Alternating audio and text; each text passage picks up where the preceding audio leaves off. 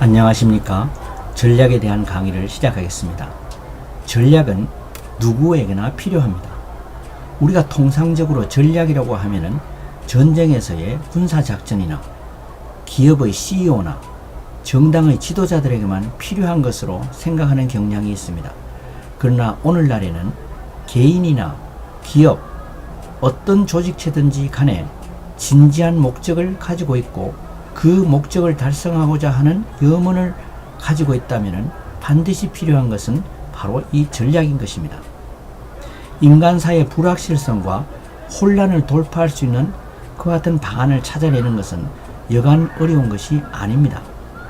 그러나 전략적인 접근이 단순한 전술적인 접근보다도 한결 유리하다는 것을 아는 것은 매우 중요합니다.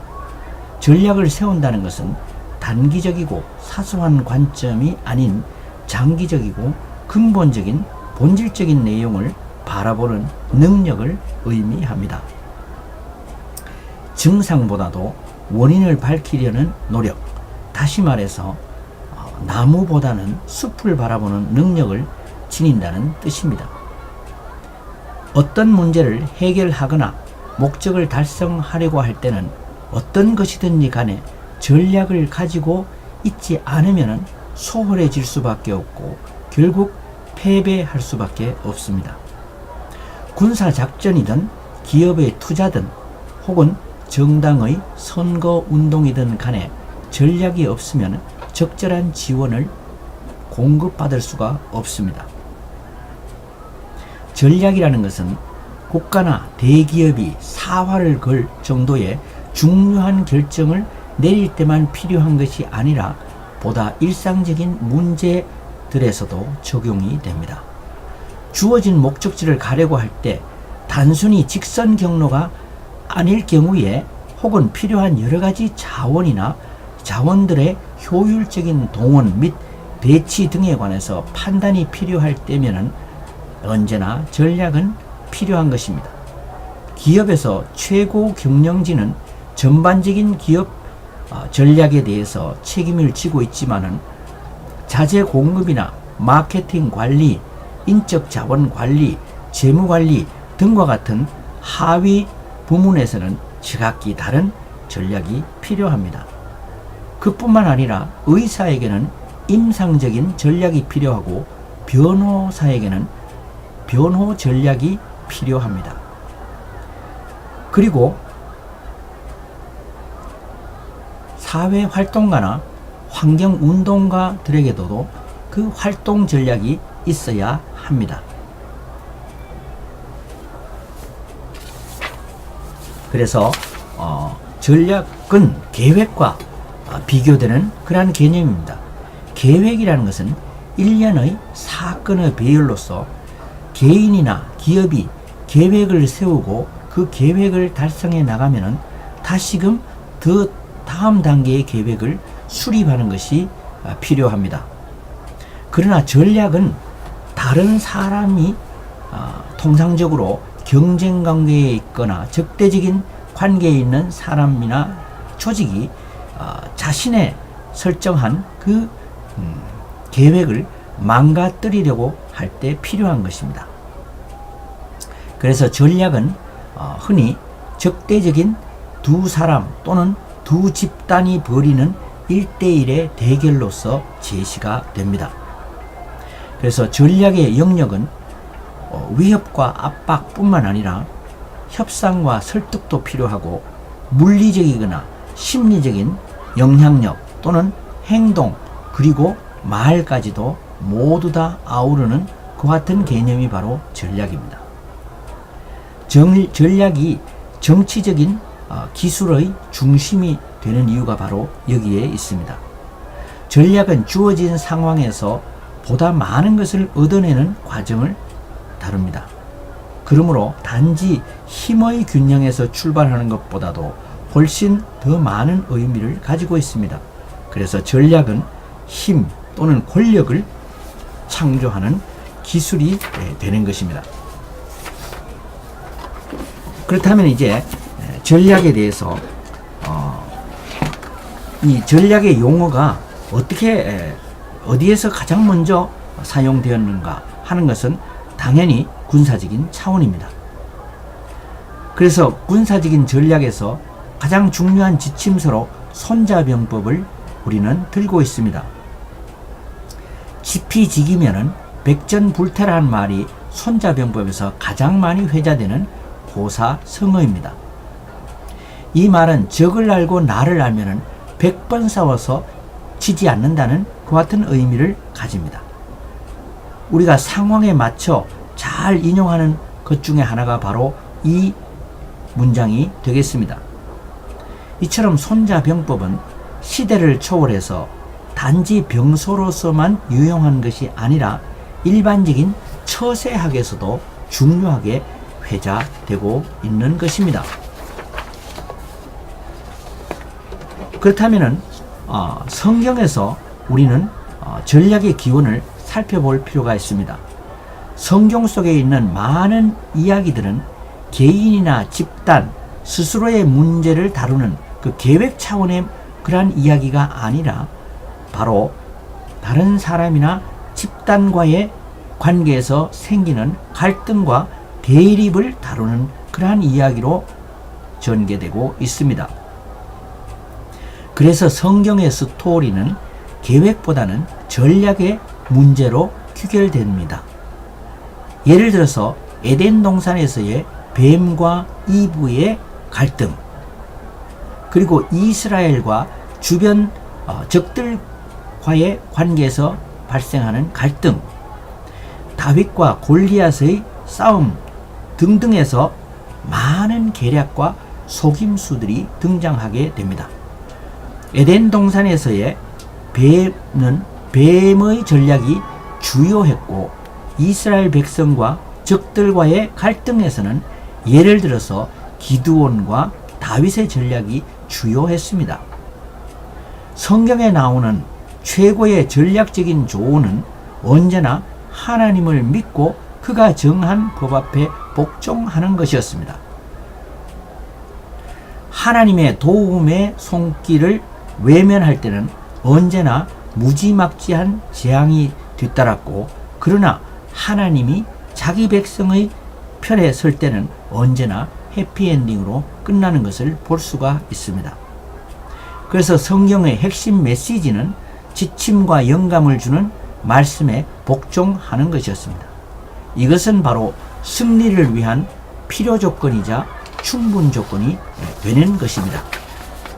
이제는 일상적인 우리가 삶에서, 그리고 역사적인 그 사건에서 나타나는 전략의 사례를 보도록 하겠습니다.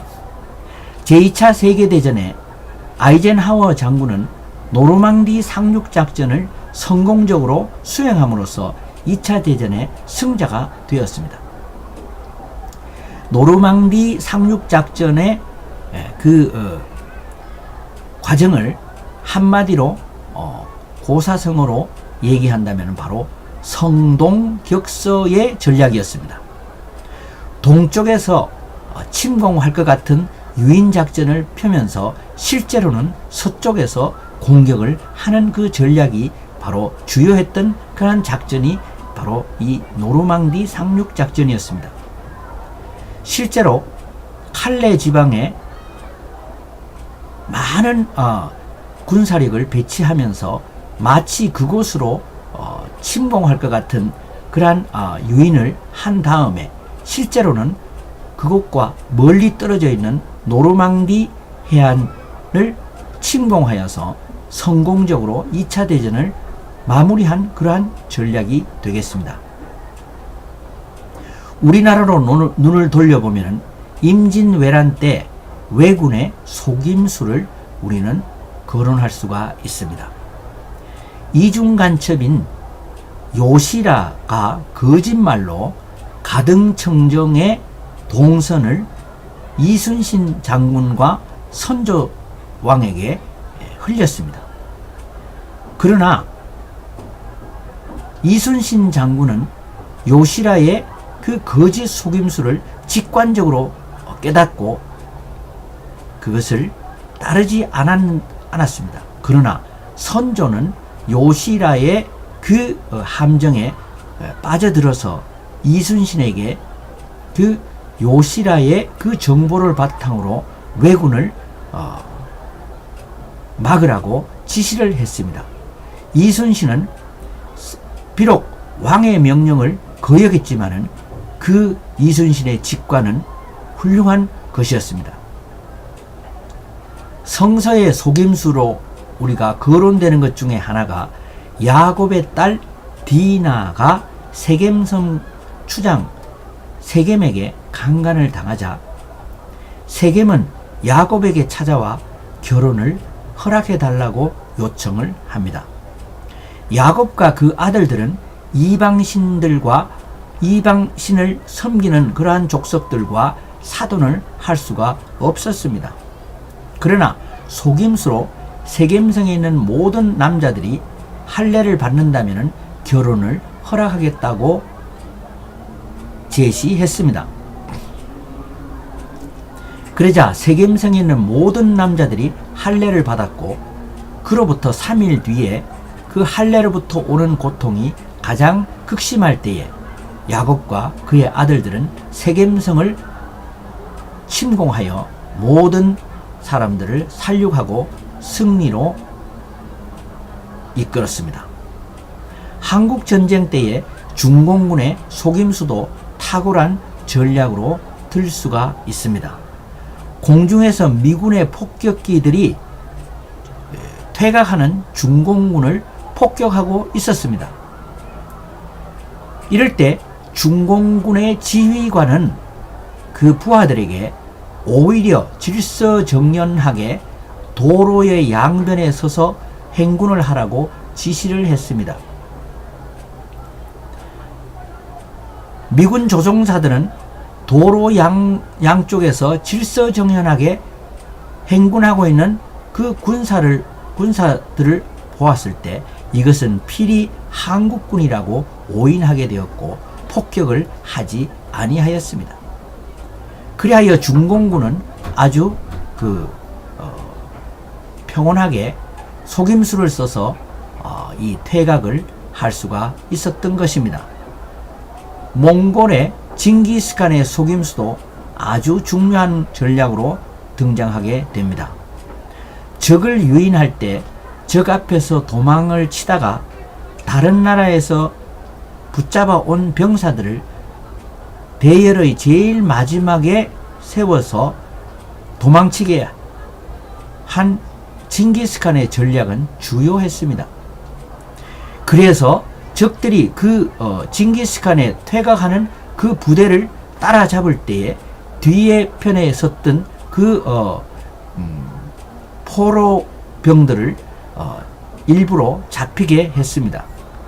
그럼으로써 적들은 징기스칸이 실제로 퇴각하고 있다는 것을 안심하게 하고 마음껏 이제 추격을 하게 되었습니다. 그러나 이것은 징기스칸의 유인 작전으로서 매복 장소까지 도망치다가 매복해 있던 군사들이 적을 침공함으로써 승리로 이끈 그러한 사례를 우리는 알 수가 있습니다. 손자병법에서는 정과 기의 전략을 가지고 전쟁에 승리를 가져올 수 있다고 제시하고 있습니다. 정이라는 것은 바로 야구의 직구에 해당되며 군사로 말하자면 정규전이고 우리가 일상적인 생활에서는 상식적인 것 그리고 전통적인 방식을 말합니다. 그러나 기는 야구에서의 변화구며 전쟁에서는 비정규전 그리고 일상생활에서는 비상식적이고 비전통적인 방식을 의미합니다. 그래서 정과 기의 전략의 사례를 보면 기로서 그 정을 극복하고 승리한 사례를 볼 수가 있습니다. 삼성전자의 소니를 제압한 그 전략도 바로 이 정과 기의 전략이었습니다. 아날로그 시대에서는 일본의 소니가 세계 최고의 제품을 생산하고 있었습니다. 아날로그 TV는 바로 정이고 디지털 TV는 기인데 삼성전자는 기로서 정을 넘어섰습니다. 삼성전자는 소니의 아날로그 TV를 PDP 디지털 TV로 넘어섰고 소니가 PDP로 다시 추격해서 따라잡았을 때는 다시 LCD로 넘어서는 업그레이딩 전략을 통해서 항상 소니보다 우위를 점하게 되었던 것입니다.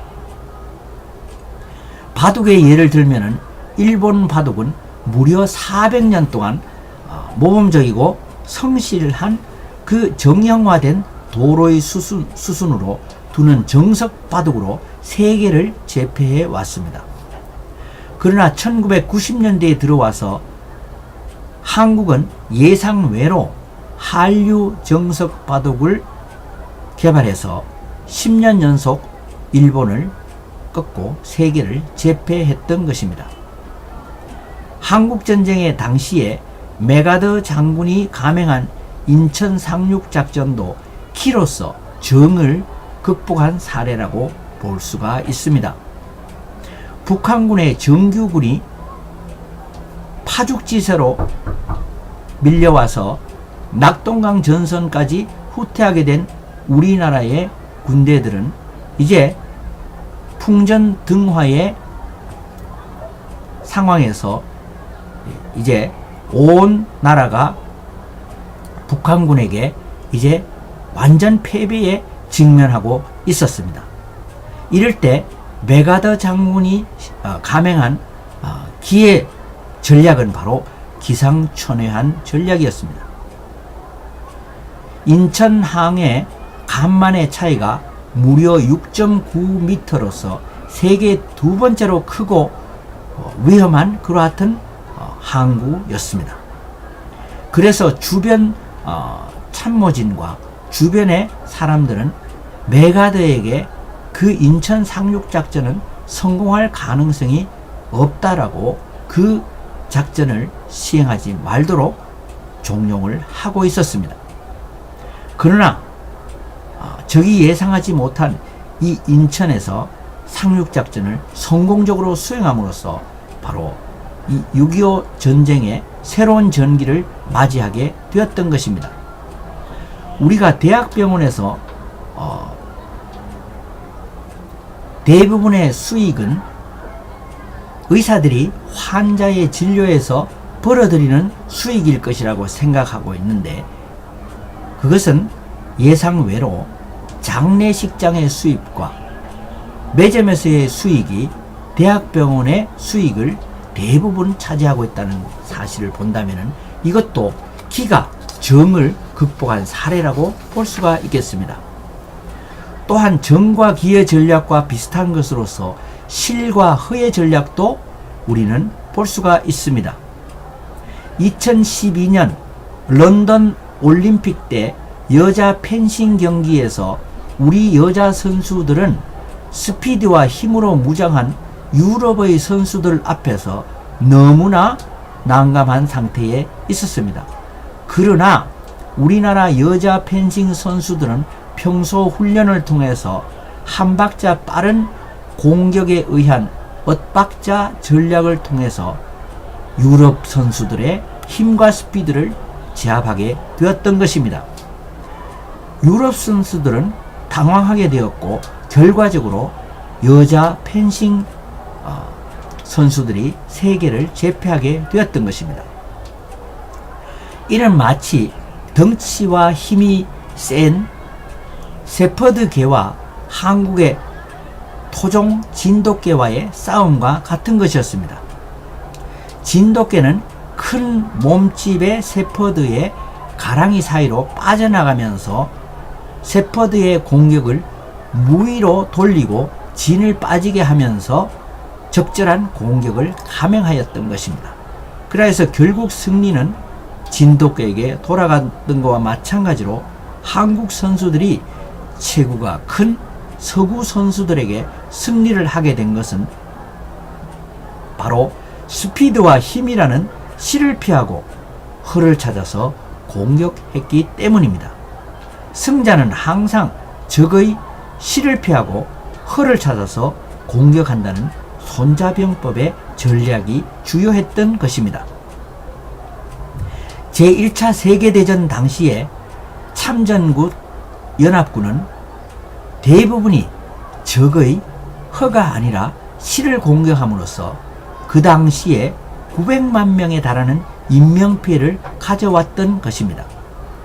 만약에 연합군이 적의 허를 치고 실을 피한다고 한다면 그 인명피해는 훨씬 줄일 수가 있었을 것입니다.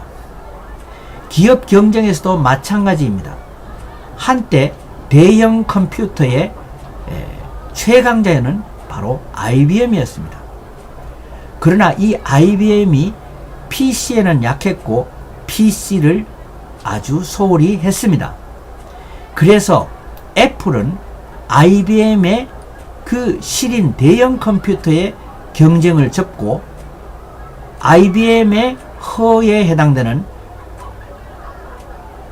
PC에다가 승부를 걸었습니다. 그리하여 애플은 PC에서 승자가 되었습니다. 그러나 제록스는 반대의 전략을 구사함으로써 실패하게 되었습니다. 즉 제록스는 IBM의 실인 대형 컴퓨터로 경쟁을 했고 허인 PC에 소홀함으로써 결국은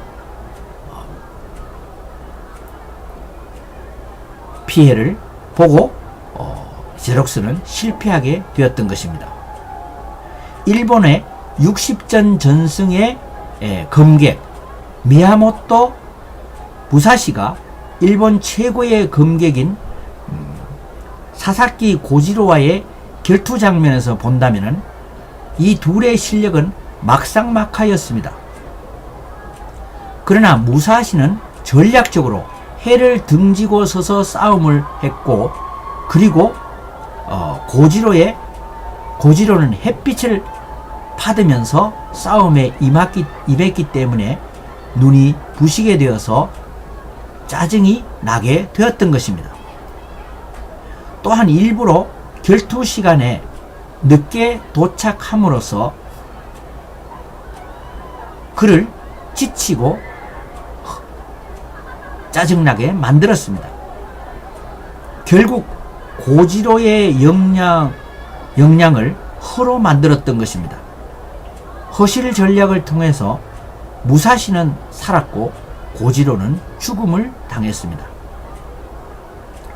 기업의 조직이나 경영, 자본주의에는 모두 실과 허가 있습니다. 100% 허만 혹은 100% 실만 가지고 있는 기업은 있을 수가 없습니다. 허실 전략의 교훈은 개인과 기업과 국가 할 것 없이 강점을 키우다 보면 약점도 가지게 되는 것입니다. 그러나 약점을 고치는데 너무 많이 치중하다 보면 강점도 약점으로 바뀐다는 것입니다. 우리가 부모가 아이를 기를 때도 나쁜 점을 찾아서 처벌에만 매달린다면 아이를 망치기 십상입니다. 환경이 급변하는 지금은 특히 이 허실 전략의 시대입니다. 개인과 기업, 정부, 국가 모두 허실 전략으로 크고 작은 승리를 거둘 수가 있습니다. 또한 우리가 싸움에서 싸우지 않고 적을 굴복하는 것은 최상의 전략입니다. 냉전시대 당시에 레이건 대통령은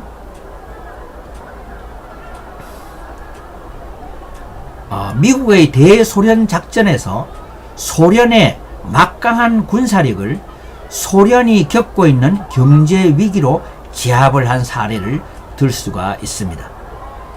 소련이 지원하던 쿠바 등 중남미 지역과 체코 등 동유럽 지역에 위기를 조성해서 소련으로 하여금 과다한 군비 지출을 그곳에다 하도록 함으로써 소련을 약하게 만들었습니다. 그리고 사우디와 협력해서 석유값을 낮게 유지함으로써 소련의 주 수입원이었던 석유 수출에 큰 타격을 입힘으로써 결국 소련 경제 체제가 부도에 이르게 되었던 것입니다. 결국 미국은 소련이 모르는 그 경제 전략에다가 타격을 입힘으로써 냉전 시대의 승자가 되었던 것입니다. 아시아로 눈을 돌려보면 태국은 19세기 당시 아시아 국가 중에서 유일하게 식민지 지배를 받지 않은 나라로 남아 있었습니다. 태국은 동쪽 베트남이 프랑스에게 점령당하고 서쪽의 미얀마가 영국에 점령당하는 그와 같은 상황에서 태국의 왕 몽끝은 영국과 프랑스의 관계를 이용해서 태국을 완충지역으로 만드는 데 성공했고 결과적으로 식민지가 되지 않았던 것입니다. 또한 싸움에서는 정보가 매우 중요합니다. 임진왜란 당시에 한산도 일대에 들어와 있는 외선 70척에 대한 정보를 한 목동이 이순신 장군에게 알렸습니다. 그래서 이순신 장군은 한산대첩에 전략을 세우게 되었고 대승을 거두게 되었던 것입니다. 외선 73척 중에서 59척이 파괴되고 왜군의 정예병 9,000명이 수몰됨으로써 임진왜란의 승자는 조선수군이 되었던 것입니다. 왜군은 한산대첩의 대패로 인해서 제해권을 잃어버렸고 평양까지 진출해 있던 왜군의 지상군들의 보급로가 완전히 끊기게 되었고 퇴각할 수밖에 없었던 것입니다. 도요토미 히데요시는 일본 수군에게 조선 수군이 공격을 해오면은 전투를 피하라고까지 지시를 내렸던 것입니다. 다윗과 골리앗의 싸움에서 얻는 교훈은 정규전이 아닌 비정규전이 중요하다는 것을 우리에게 알려주고 있습니다. 너는 너 방식대로 싸우라. 나는 내 방식대로 싸우겠다라고 하는 것이 바로 다윗과 골리앗의 싸움에서의 교훈입니다. 이 전략은 상대방을 허탈하게 만들고 진을 빠지게 만들므로써 승리할 수 있는 귀한 교훈이 되겠습니다. 베트남 전쟁 시에서 경제력이 200배나 우위에 있었던 미국을 대상으로 한 베트콩 군은 정글전투, 유격전 등의 비정규전으로 승리를 했던 것입니다. 보응 웬잡 베트콩 장군은 그 전략에서 적이 전면전을 원하면은 우리는 국지전으로 대처하고 속전속결을 원하면은 지구전으로 맞서고 정규전으로 침공하면은 비정규전으로 대한다는 전략을 세웠던 것입니다. 그리고 승리가 확신할 때 공격을 하고 약세일 때는 전투에 응하지 않는다는 지침을 내렸습니다. 당시 한국군은 막강한 전투 성과를 거두고 있었습니다. 그래서 호치민은 한국군을 만나면 무조건 전투를 피하라고까지 지시를 내렸던 것입니다.